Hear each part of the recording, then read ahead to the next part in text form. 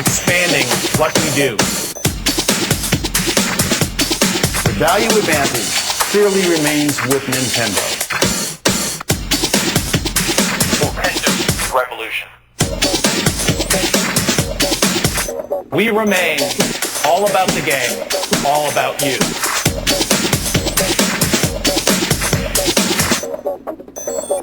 Actions speak louder than words.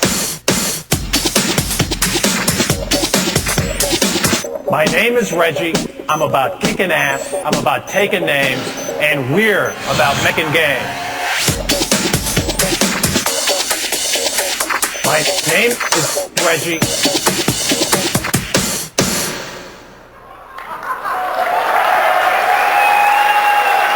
And my name is Iwata. I'm about making games. And I'm about playing games. Last night, I played Super Smash Brothers. That's my game. I kicked some you-know-what. And I took his name. His name was Reggie.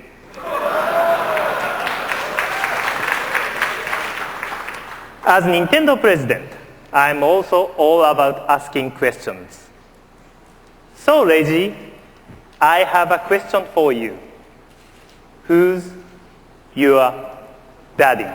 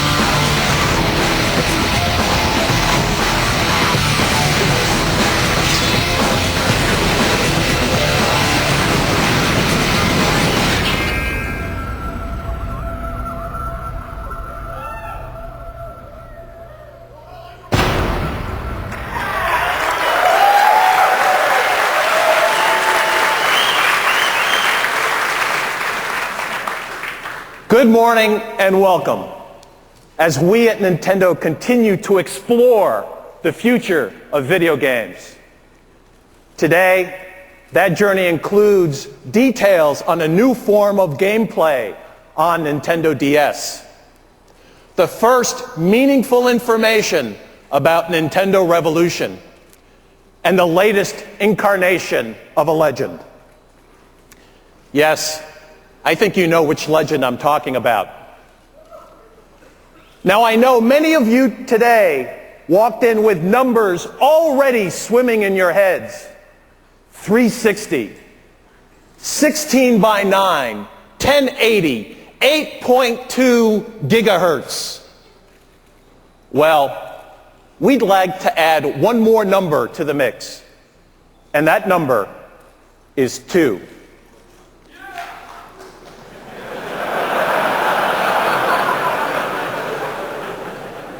As in 2 billion games. That's the number of games Nintendo has sold since we entered this business 20 years ago. Some people might call that a great run. I'm here today to tell you we call it a great beginning. Because If you're ready to move beyond pure numbers to a place where your right brain can envision the best in innovation and the best in gameplay improvement, well, you've come to the right place. What we've got for you today are previews of game experiences which represent both the highest quality and the most diverse catalog in our history. The key here are two little words. The word or, the word and. Nintendo is not an or company with games devoted just to this group or that group. We're an and company. Games for this group and that group, and for groups that don't even call themselves gamers yet. For 2 decades, our mission has been not to just play the game, but to change the game. The NES changed the game. Game Boy changed the game. Donkey Kong Country changed the game. Super Mario 64 changed the game. And Nintendo DS changed the game. And more extraordinary change is on the way. Nintendo occupies a unique position in our industry. We are one of the top 2 game system manufacturers in the world, and one of the top 2 game publishers in the world. As a result, we look at gaming from 2 different perspectives at the same time. As game creators, we can't complain that they aren't giving us enough technology to work with. As manufacturers, we can't argue that they aren't creating games that optimize our technology. They are us. So let me clarify this for a minute, how we look at it internally. Nintendo remains first and foremost a content company. We exist for the love of the game. We're about the levels, the characters, the interface, about the entertainment. We're about reaching what's known and going to the unknown. This is the place where the right brain goes to play. Today, you'll see a new game dimension on Nintendo DS. Today, you'll begin to understand how our revolution is preparing to storm the gates. But most of all, what you'll see today are the first steps in delivering our next billion games.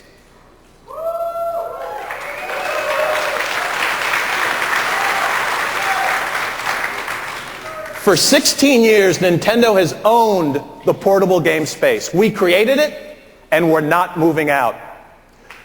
Let me begin by putting a couple things in perspective. Most people would say the top-selling game machine of this generation is the PS2, with just over 28 million units sold in America. But guess what? They've got company. Game Boy Advance has also sold more than 28 million units in America, even though it launched 8 full months after the PS2. Consider this. Both the Nintendo DS and Sony PSP made their worldwide debuts just before the holidays last year. To date, global sell-through for Nintendo DS stands at over 5 million, or more than twice the level for the PSP. Now, I know what some of you are thinking. Well, the PSP hasn't arrived in Europe yet. So we got there when we said we would, and they didn't. You know what? That's Sony's issue, not my problem.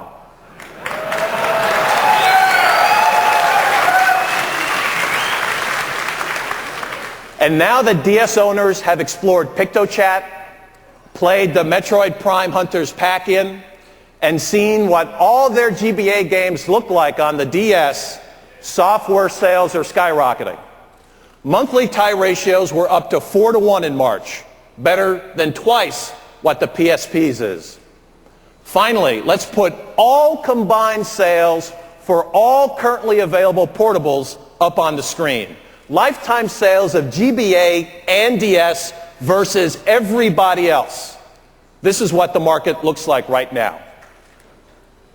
All in all, I call this a pretty picture.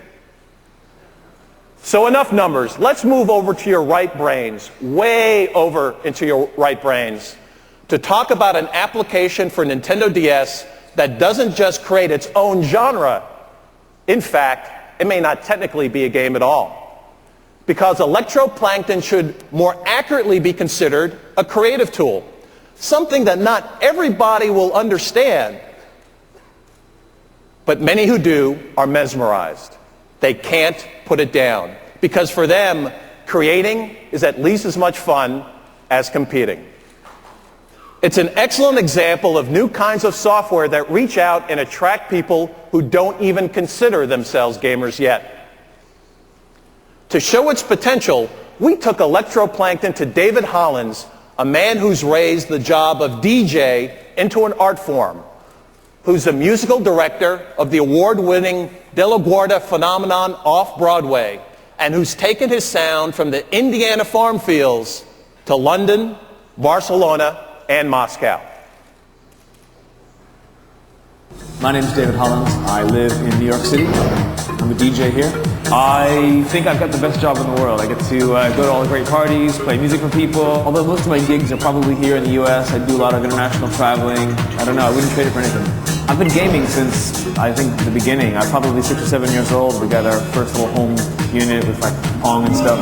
And now, Nintendo has this Electroplankton game. It's not a goal-oriented game where you have to go do something. It's more of an interactive art and music device where you manipulate these bioluminescent fish underwater. And they had behavior patterns that I could control, and depending on what I told them to do, they would make sound back to me. One of the great things that I've found about working with Electroplankton in the studio is the sounds are fantastic. There's a rich palette of sounds. They've got really nice bass sounds, high clicking sounds, which are great for percussion, and the overall just warmness of some of the pianos and the other synth sounds that are in there were fantastic for implementing into my studio environment. And I was able to make the track completely with just the sounds from the unit. I didn't have to add anything else. This entire experience has been just fantastic. I was thinking in my head, what am I going to do to make a song for a video game? But this isn't it at all. I'm making a song from a video game. I'm having this device give me sounds and just letting that and those sounds take me where I want to go musically. And I mean, I would do this again in a heartbeat. It's been amazing, really, really hot.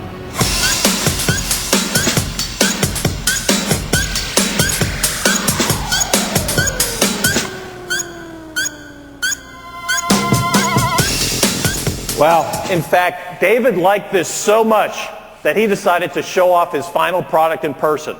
Please welcome David Hollins. Hey, Reggie. What's up? I love that move. So, David, I understand you brought something to share with us. What have you got? I did. When Nintendo asked me to make some music for this, I thought I'd be taking some of my music or tracks and putting on some sounds from the Electroplankton game. But once I got inside, I found the sounds were amazing, they were warm, and I was able to compose the entire tracks using just the sounds from the unit.